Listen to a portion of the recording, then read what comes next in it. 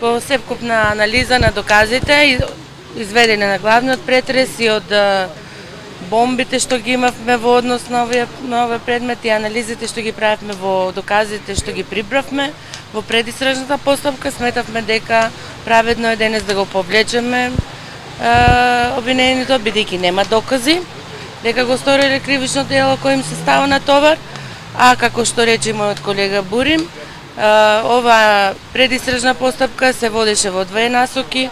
Во една насока дали се криви сега обвинетите и кој е лицето кој е одговорен за убиството на што е случено во Сопот. Толку можеме да ви кажеме, благодарам. Само да ли кажете што сега, дали ќе има нова истрага, како ќе се бараат новите... Да, имаме ние дел од предметот и уште во предистрага. Се работи за конкретно за меѓународна правна помош, со блиска соседна држава на Република Македонија. Се бара начин како да се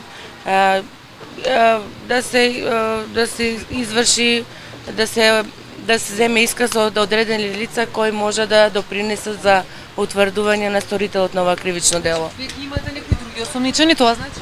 Ние имаме во предистрага друга теорија на случај која ја истражуваме. Монструм, само да не кажете го преземавте и тој случај од неодамна, што ќе правите таму?